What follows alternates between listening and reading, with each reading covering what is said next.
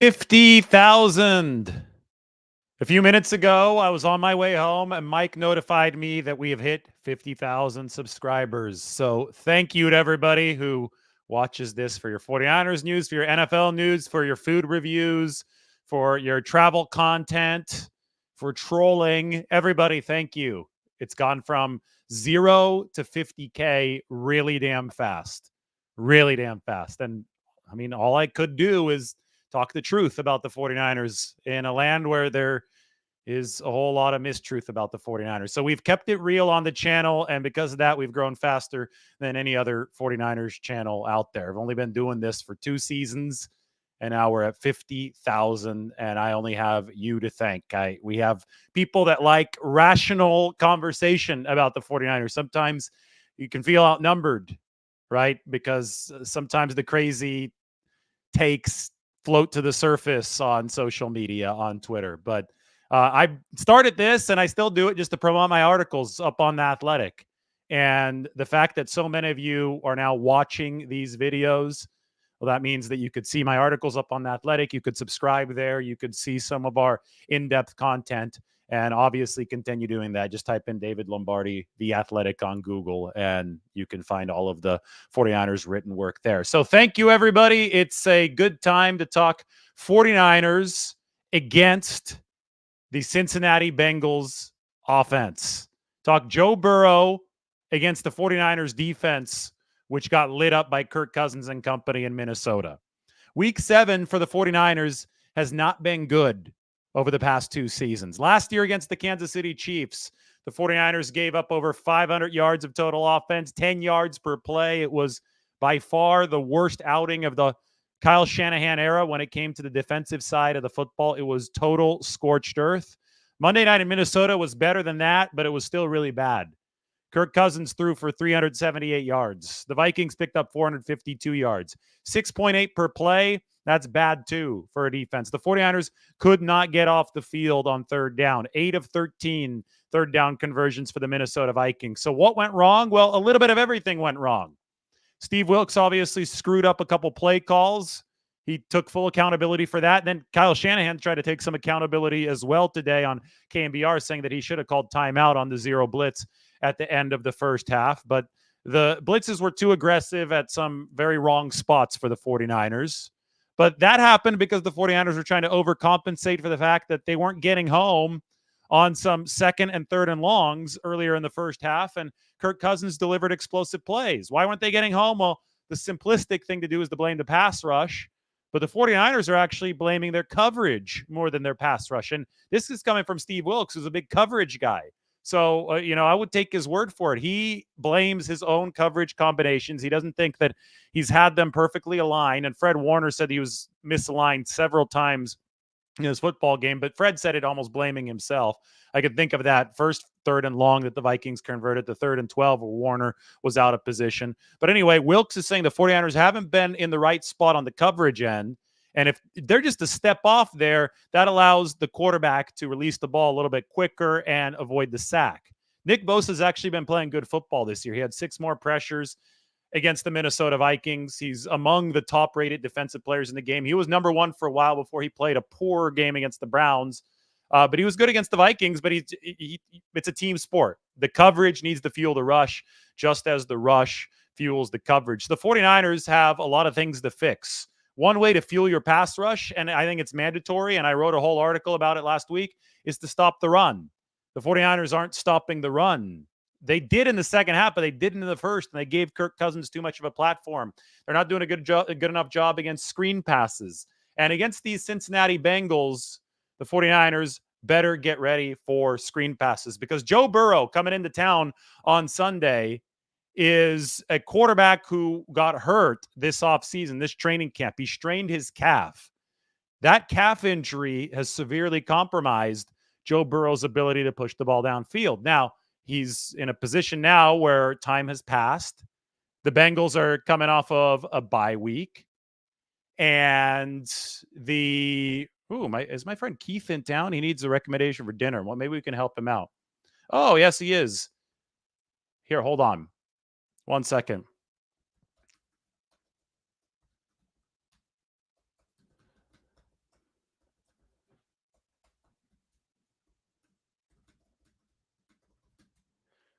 I said he needs a recommendation in Presidio Heights, Marina, Cow Hollow. And I said, I'm on a live. Can you tune in? I'll give you a recommendation live. All right. So we're taking a quick little break. Food recommendations in Presidio Heights, Marina, Cow Hollow for dinner, 9:14 p.m.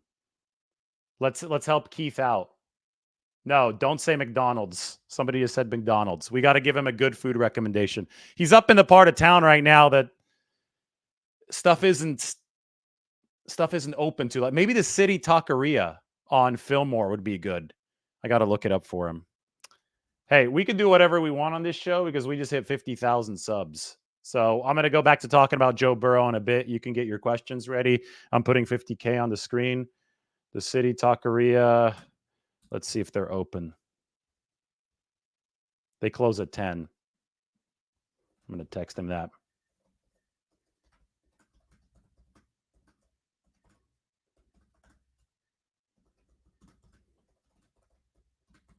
The shrimp and steak burrito at the City Taqueria is really good. That used to be Ocean Taqueria. It's on Divisadero over in Pacific Heights. If somebody else has some good recommendations that would be open now, that's like the sleepy side of town.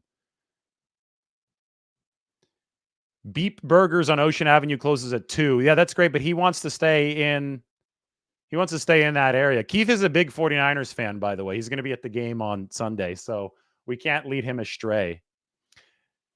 Oh, Sam's in North Beach.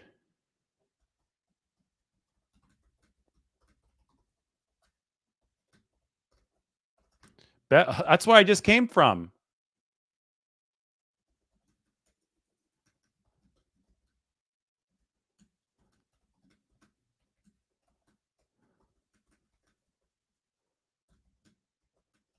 Okay. I told him to go to Sam's in North Beach. I just came from there. Sam's, by the way, the legendary Anthony Bourdain spot in North Beach. They're opening another restaurant next door. They're going to have a cool little mural. They were just showing it to me today, the little plans for the mural. I've been friends with those guys for a while, so they're big Niners guys too. They have the Candlestick Park little mural in the background, and I have to tell Keith about that.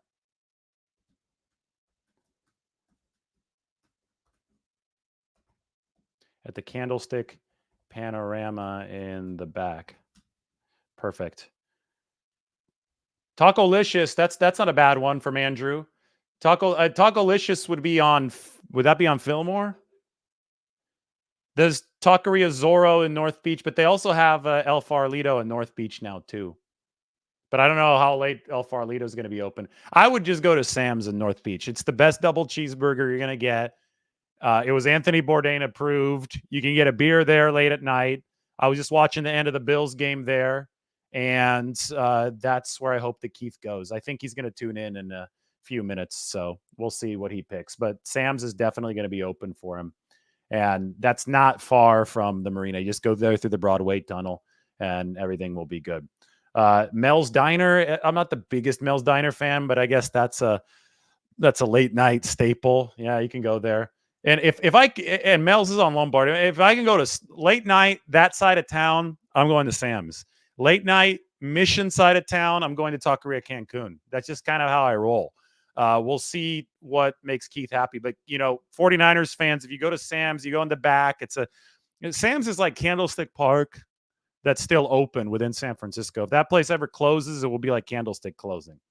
I mean, it's not like fancy. The facilities are old, but it has so much character. And then they literally have Candlestick, a panorama in the back, and it's from the pick of the stick. It's from when Navarro Bowman was diving across the goal line there in late 2013, the final game at Candlestick Park, which I attended. It was before I was covering the 49ers, but I attended that game, and boy, what a moment. That place was shaking as Bowman was running down the sideline, and they captured the moment of the dive right across the goal line as he was running out of gas. Just an iconic moment in 49ers history. Matt Ryan actually was the QB. That was Matt Ryan before the Kyle Shanahan era. See, El Farolito, too, you say they're open till 2. I remember the days a few years ago, they were open till 4, and sometimes they would stretch it beyond that. So you used to be able to get a burrito essentially all night in San Francisco. Unfortunately, now it's only until 2 a.m. Keith is going to be hopping on right now. So let's give it a few seconds. Oh, nice. I met Greg at the Mall of America on Tuesday. I talked to him and his wife. They're down in San Diego. That was really cool. They walked up to me at the Mall of America. Just as I was walking in, I can't believe I ended up in a mall, but I guess that just illustrates Minneapolis for you right now. It was raining. Like normally you like to walk around in the lake weather. I think Keith actually, who's probably just getting on right now, I think he lived in Minneapolis and he gave me all these nice outdoor recommendations and then just started pouring rain. So I got myself a Juicy Lucy. There's a video on that. And then I went to the mall because it's by the airport. And I wanted to see what the fuss about the mall was all about. It was very overrated. But I ran into Greg and had a great conversation with him and his wife. So thank you, Greg. All right. So I believe that Keith is on right now. Keith, we think that you should go to Sam's and get a double cheeseburger. North Beach is not far from where you're at. You're in the right Presidio Heights, the marina. So just drive down Lombard, drive down Broadway, go through the Broadway tunnel. It'll take you 5 minutes at this time of the night. You could even park right across the street in front of that little hotel or whatever it is. Nobody's going to ticket you or anything because the guys at Sam's know those guys. Tell them that I sent you as literally as there 30 minutes ago. Emod is in, so ask for him and get yourself the best double cheeseburger. Anthony Bourdain called it a top 3 burger in the world. So, and you could have a beer with it if you want. That's what I would recommend. If you're looking for, and they're going to be open later than 10 too. If you're looking for a burrito, I say City Taqueria. Just go up the hill. Just go up to Divisadero. But yeah, so here's Keith. He's on, and he says that the Mall of America is very overrated. It's just a big mall. You know, like in elementary school, they'd always talked about this mall in Minneapolis being this, fantastic place, one of the wonders of the modern world. And literally, it's like the Visalia Mall, which is my hometown, except 50 times bigger. But like once I go through one aisle of the Visalia Mall, I've seen all of the Mall of America too, because I don't care about the roller coaster in the mall. If I'm going to go ride a roller coaster, I could go to Great America, right by Levi Stadium, go to Six Flags, do all that. But here in Minneapolis, or there in Minneapolis, I'm not in Minneapolis anymore. This mall is like the centerpiece of everything. And I didn't really get it. Maybe it's because the weather's really bad in the winter. So cool. I'm excited to hear where Keith is going to go. If he needs any more recommendations, you could put it in the comment section, Keith, or you can text me because I've got both of those open right now. All right, let's move back to football. I was talking about Joe Burrow. He's living off of the wide receiver screen, at least before the bye week. It was the lowest average air yards per attempt for Joe Burrow in his career over the first few games because he couldn't plant his foot. I mean, his calf injury had left him very compromised. So what the Bengals started doing is they started aggressively running wide receiver screens to their trio of wideouts. And the top guy there is obviously Jamar Chase. And he was catching a lot of passes out of trips formations right near the line of scrimmage. The Bengals were running all kinds of stuff to just try to disguise that and sneak Chase open. So the Bengals were relying a lot on yards after the catch. Well, you could take a look at this metric right here. And this right here, this is screen pass efficiency. And the vertical axis, and you can see the Bengals logo here at the very top, represents screen pass success rate. They're not at the very top in terms of screen pass success rate because of running back screens to Joe Mixon. They're at the top because they're running a ton of wide receiver screens to guys like Jamar Chase. And they're running a ton of wide receiver screens because Joe Burrow hasn't been healthy. So basically, the 49ers need to be very ready for the screen. But the issue the 49ers are running into now is that Joe Burrow has been getting healthier by the week, and the Bengals are coming off a bye week, and it's unclear how healthy he is now. The guess is that the Bengals are going to start pushing the ball downfield more because Burrow seems to have been trending in the right direction health-wise. And if that ends up being the case, well, then this Cincinnati team has a lot of weapons. And Joe Burrow throws the back shoulder fade probably better than anyone in the NFL, or at least he's right there at the top, tied with a lot of guys in the NFL. He throws a very pretty back shoulder fade. He hit a couple of those against the 49ers back in 2021. And he's got a trio of receivers that I think are going to be the best trio of receivers that the 49ers face all year. I mentioned Jamar Chase, and I'm getting the depth chart open for you right now just so you can visualize where the Bengals are. But it's Jamar Chase, it's Tyler Boyd, and it's T. Higgins for this football team. And I mean, if you shade the coverage too far to Jamar Chase, they're going to go to Higgins, they're going to go to Boyd. If you spread out the coverage too much, they're going to go to Jamar Chase. If you're too focused on pass coverage, Joe Mixon can still run the football. So this Bengals team is really dangerous. I mean, they were in the Super Bowl in 2021, but the 49ers beat the Bengals that season in an absolute classic. Jimmy Garoppolo on the road, right? Moved the 49ers down the field in overtime, and then he hit Brandon Ayuk, who ran right by the pylon there for the touchdown that walked it off for the 49ers. You know what happened in that game? Robbie Gould actually missed a potential game winner at the end of regulation. So Robbie Gould was not infallible for the 49ers, missed potential game winners in Cincinnati 2021 and in Las Vegas 2022. But Garoppolo and the offense got it done. I remember early in that game, Deebo Samuel scored on one of those outside runs, and Tom Compton, probably the play of his life. Tom Compton was 20 yards out in front of the line of scrimmage. He was a good run blocker, don't get me wrong. That was the year McGlinchey was hurt. Compton was out there steamrolling people ahead of Deebo Samuel. Now, if only Tom Compton would have been that good of a pass blocker, the 49ers would have been in true business. But ultimately, the lack of pass protection, I think, that season did catch up to them. All right, here's that Bengals depth chart that I promised. Check this out. Get this up on the screen for you right now. All right, so here we go. Looking up and down the offense of the Cincinnati Bengals. So here's what I'm talking about with those receivers. It's the top. I'm going to highlight them. Jamar Chase, T. Higgins, Tyler Boyd. And they'll run screens to these guys. And if you can't defend the screens, well, they'll just go ahead and keep on running that all game. I think the 49ers should. And they have Trent Irwin, too, former Stanford receiver. Trent Irwin, good dude. I like Trent Irwin. Anyway, if you can't defend the screen, they'll run that to death, right? They're going to run that all day. But they're probably going to also try to go further downfield because Joe Burrow's leg strength seems to be increasing. His leg health seems to be increasing. And if that happens, well, the 49ers need to cover well. They need to figure out how to make sure they don't shade Jamar Chase too much, because there are two other standout receivers that Joe Burrow can go to. They need to be disciplined on the back end. And of course, they need to win with their pass rushes. If there is a week for the 49ers to get right with their pass rush, and I realized that a lot of the fault of the defense was in the secondary with the coverages, not of the pass rush this past game, but still the pass rush left some on the table. They were a little bit flat-footed. If there's a game to get right, it's this one against the Bengals, number 31 pass block win rate. This is not a good pass protecting offensive line.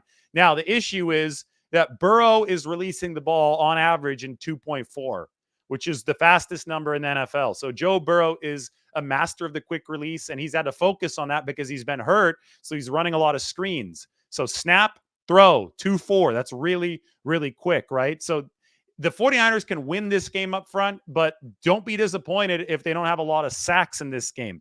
What they need to do is force Burrow to throw it into what they call the kill zone. The kill zone is underneath when you have defenders rallying to the football. So if the quarterback is looking to throw quickly because his offensive line is getting beaten, so be it. Just make sure that he's throwing underneath where you can rally to the football with Dre Greenlaw, Fred Warner. The 49ers call those first 5 yards of the field where they can rally to the football the kill zone. So if Burrow's releasing quickly, force him to throw to the kill zone, and the 49ers will be well on their way to winning this game. But so much has to go into that. You have to make sure you don't shade Jamar Chase too much. You have to make sure that you stop Joe Mixon. And if you do stop Joe Mixon, well, that's when the fun can begin. And the fun doesn't necessarily happen with sacks. The fun can also happen in the kill zone with Dre Greenlaw running around decapitating people. So it's one of those situations where it's you have as the 49ers, you have several pathways with which you could win this game defensively, right? There are several pathways. One of the pathways is sack heaven, sack. But that pathway might be closed if Joe Burrow's releasing in 2-4. If he's releasing in 2-4, the kill zone is what it is.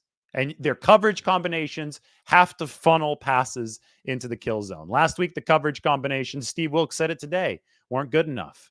Sometimes he's been too soft. Sometimes he's been too aggressive with some of the blitzes.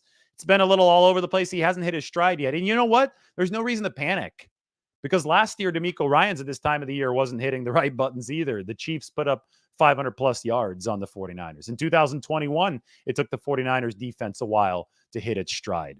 This year, I think they have better personnel along the front line than they did in those years. I get it. There's a little bit of a concern at the opposite edge rusher position. I think Randy Gregory helps that concern a lot for the 49ers. I think he's been good through his first two games. But Noah Menahu, no Ebukam. I think Sansom Ebukam, he hurts you in this goal, right? Stop the run, have some fun. That's Sansom Ebukam in a nutshell. I mean, that guy set rigid edges for the 49ers in the run game. I think he's a bit underappreciated. I think Cleveland Farrell needs to do a better job in that regard. He's essentially been the Ebukam replacement for that specific task. But the defense for the 49ers is a bunch of different components that they just, over the past couple of weeks especially, have not been executing well enough.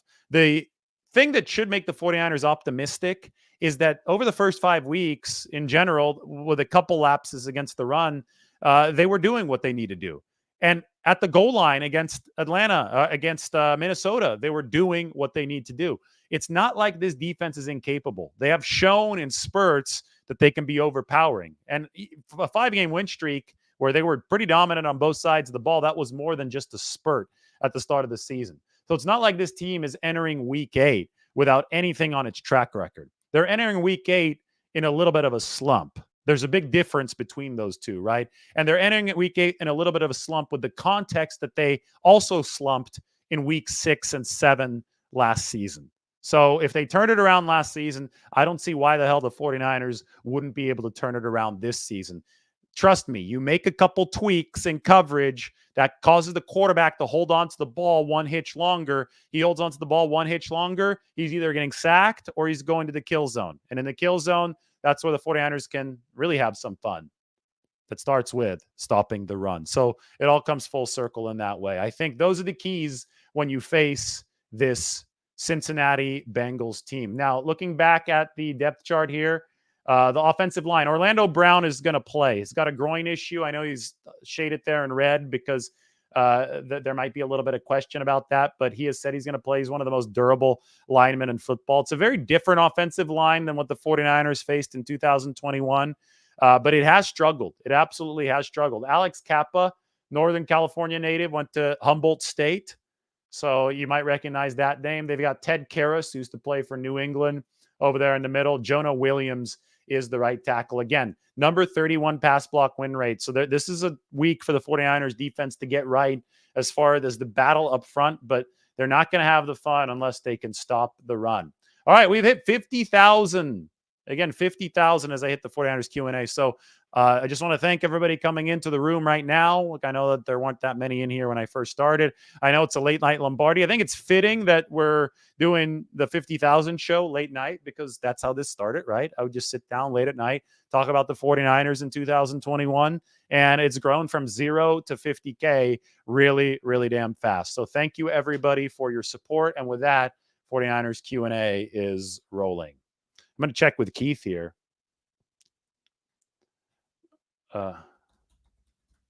See if he is actually doing Sam's.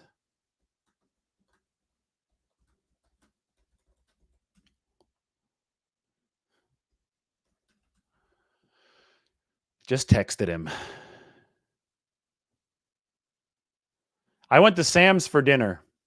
That's why I recommended to Keith a little bit ago to go to Sam's, North Beach, double cheeseburger. It was really good. I swam in the bay. Oh my God. Today was the first day because I didn't swim the last 2 days. I was feeling like crap because I didn't. Today is the day that I first felt the tinge of winter in the water and outside in the air. Actually, the water in the bay felt warm when I first got in because it was warmer relative to the air. So, and then it got cold after a little while. So it was one of those days where you're like, oh boy, I better dig in because summer is over. Winter is coming. But boy, do I feel great after getting out of that water. It was awesome.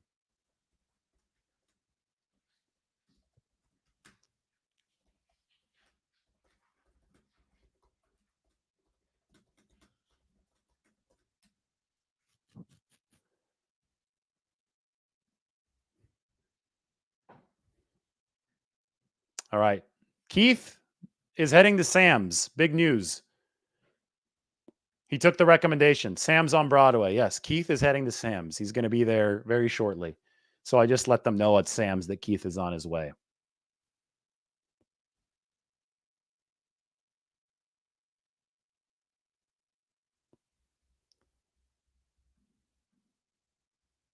Is Keith still watching? He just texted me that I'm ridiculous. That's funny. It's our 50K show, so we're having a little bit of fun with this. We're in a good mood today. So I guess when I get to 100,000, I get the little YouTube play button. Like you get an actual plaque of a play button when you get to 100,000. So I would hope that the journey from 50 to 100 is quicker than the journey from 0 to 50, but the journey from 0 to 50 was pretty damn quick. And for that, I am thankful to all of you. Thank you, thank you, thank you. Yeah, a lot of people are scared. I think I scared somebody today because I was swimming when it was dark. And it was, most people, when it's dark, they swim with like a little light up buoy so you could see them. But I didn't have one. I don't have a buoy. And I scared the crap out of this guy. He thought that I was a fish or something because I just came up like right next to him. I didn't see him. I didn't hit him, but I swam like right next to him. And he freaked out a little bit. But then we just started talking and we went on our separate ways. I said, I swear to God, I am not a shark. That's the point. I don't do this. I don't say something crazy so I go viral. I don't lose credibility. We've just, we're hammering away. You keep on chipping away, keep on chopping wood every single day. And ultimately, I think that's what leads to the most sustained growth. I think that you see a lot of clickbait in the 49ers community, and I don't think it's necessarily worked for people, right? I don't think people want that in the long run. I think it has a very short shelf life. So we're trying to build something with a long, credible shelf life on here. Brock was looking normal at practice today. He didn't participate in the team drills. He was limited, but looking nice and crisp as he was throwing the football. Yeah, I should go back up to North Beach and get some cannolis at Stella Pastry in, Little Italy is North Beach. That's a good spot. Good recommendation.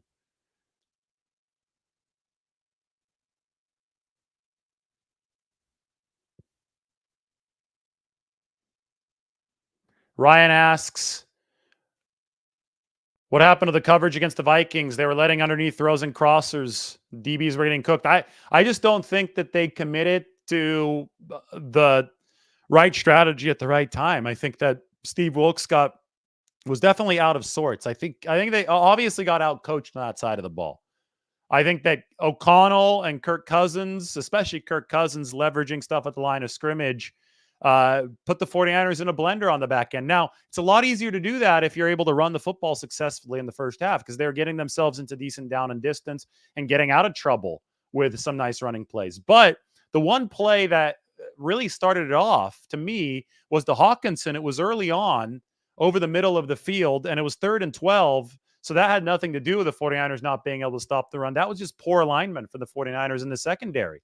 And if you look at Fred Warner, he backs up off the ball and he ends up at the time of the throw like 13, 14 yards downfield when the sticks are only 12 yards downfield. And Warner himself said that he was out of position multiple times in this football game. So that goes, I think the star players just were off. I think that they were reading keys wrong. They're out of position. I don't think Steve Wilks was on.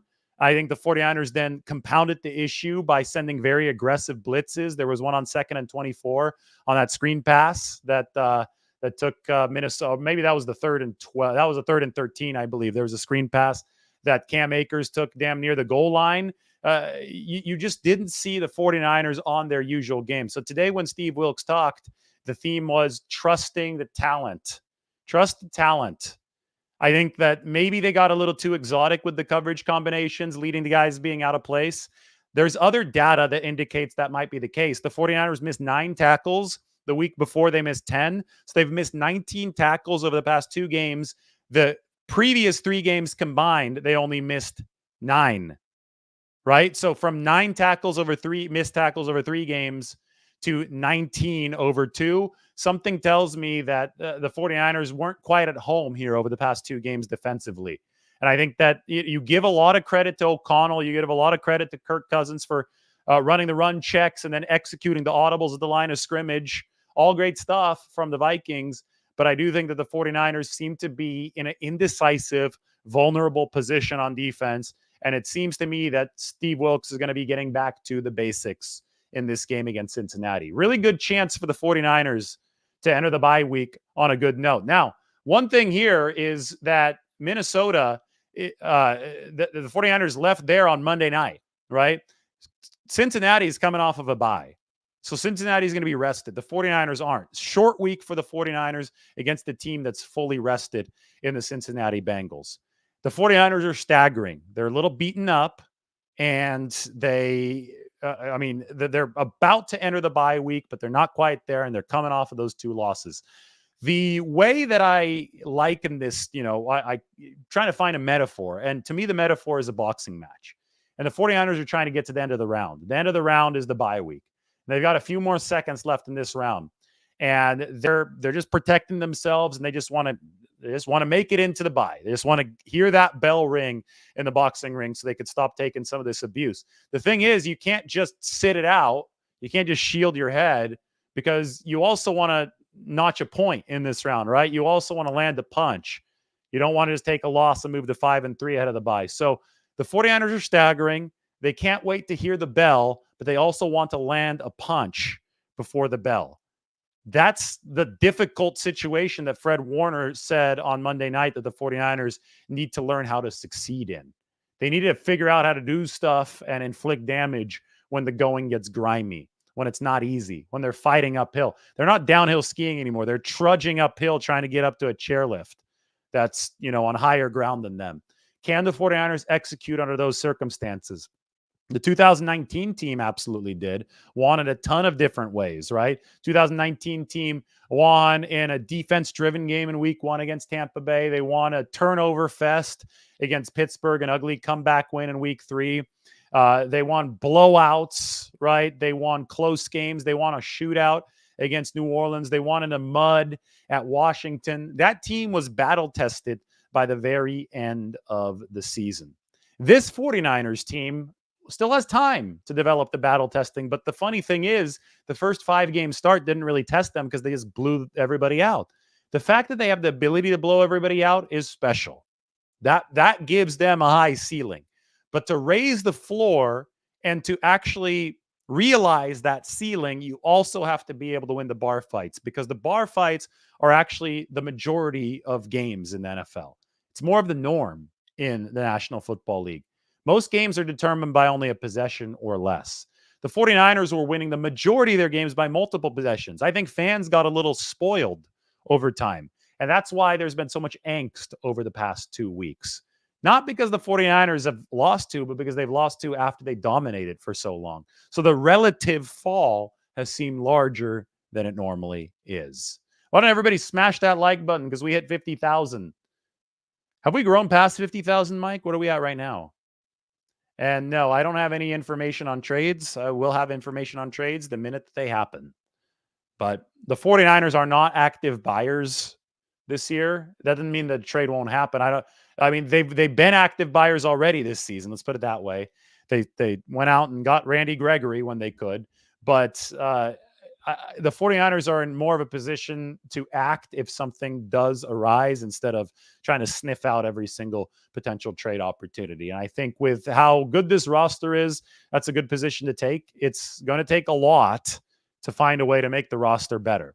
The quality of the roster is not the issue for the 49ers right now. Execution was the biggest issue. There was some play calling from Steve Wilks, obviously, that was an issue. We've talked about all that stuff. It happens in an NFL season. Nobody is perfect. The 49ers are just trying to right the ship ahead of the bye week. This is a good point. The 2019 team had no pressure. This team has high expectations in the national spotlight every single week. It has been wild covering a team with this kind of national spotlight. You could tell every time I'm out in Nashville, people are asking me about the 49ers. I could be in any city, really. There's 49ers fans everywhere. The way the Niners fans are traveling with this football team this year has been remarkable. I mean, Minnesota, I was wondering if the Vikings were going to have to run a silent count. And they might have had to do that if the 49ers had played a little bit better. If the 49ers had built a lead in that game, it was 40 to 45% 49ers fans in that building, 2 time zones away from the Bay Area. So it is a phenomenon. And now the 49ers just need to reward their fans by getting back on the horse and winning some games.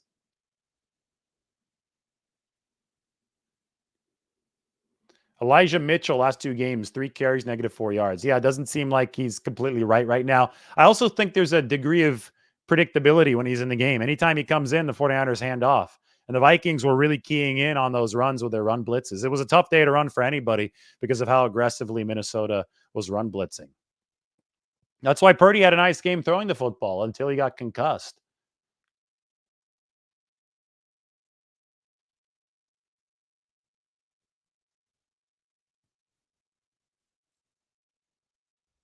Eric Gomes says the Niners are low-key America's team now. Well, when you're Dallas and you lose 42-10 and you call yourself America's team, you might have to cede that title, at least temporarily. It's great marketing from Jerry Jones to create that title for the Cowboys. Let's get some water. Let's chill.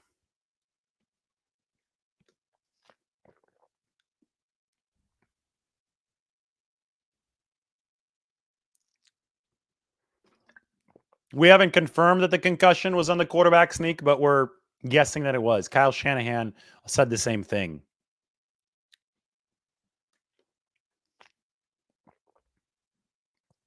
Well, it's hard to argue with a quarterback sneak when you need that inch. When you're actually handing off, a lot more can go wrong from the play perspective, right? Because you're moving backwards to go forward. The 49ers didn't have any issues back when Jimmy Garoppolo was the quarterback with the sneak. I don't think that Purdy is as skilled as Jimmy was with the sneak, but Purdy, I think he has a stronger lower body than Jimmy Garoppolo. I think he could squat a little bit more. So you saw it on the successful sneak. Purdy really was able to leverage himself, get low, and take that strength and power forward with it, right? So that was great from the perspective of converting the sneak, but the problem is that he got hurt on one of those 2 quarterback sneak attempts. You know, they could also probably a direct snap, not like a shotgun snap, right? Just a snap under center. Kyle Juszczyk might be the best guy to do that because he's played quarterback before back in high school. So with Juszczyk, maybe they run quarterback sneaks that way. You don't want to completely telegraph the sneak, though, too. You want to give yourself at least the option, or at least keep it in the defense's mind, that quarterback can take the snap and actually drop back the pass.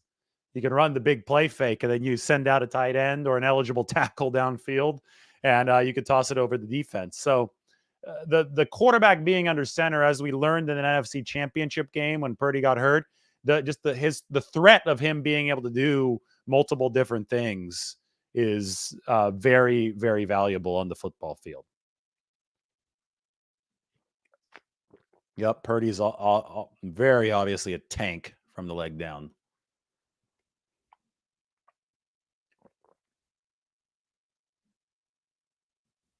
Should the 49ers make a move for Jalen Johnson out of Fresno? That'd be cool. 5'9" guy. I mean, the 40, you can't just say pick up names. They're going to have to fit. You're going to have to say, okay, who do you remove off the roster for this particular player? What's the compensation going to have to be?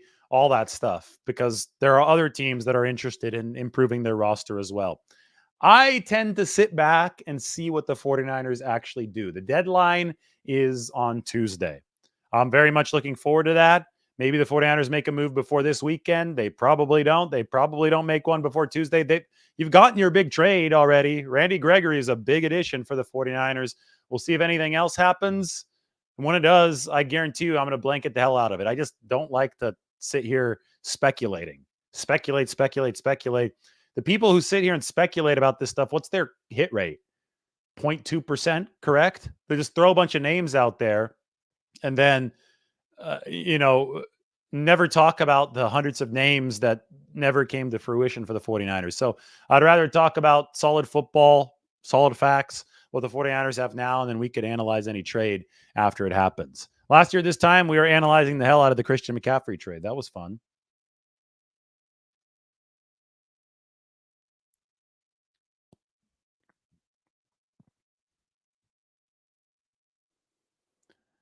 All right, everybody. We gone 40 minutes. I think that's good. I think we went through everything today. Joe Burrow living off the wide receiver screen. The Bengals not pass blocking well.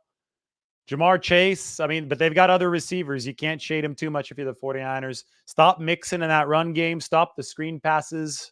Highest success rate in the league for the Bengals on screen passes because they're throwing them to receivers.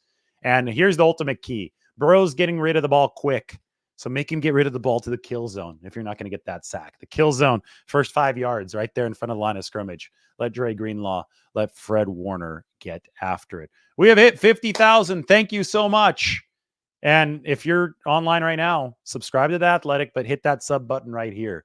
Let's keep on growing the community. So everybody is on all of my social media channels, Twitter, YouTube, sub to The Athletic. Hit that subscribe button. Hit the alarm bell button right now.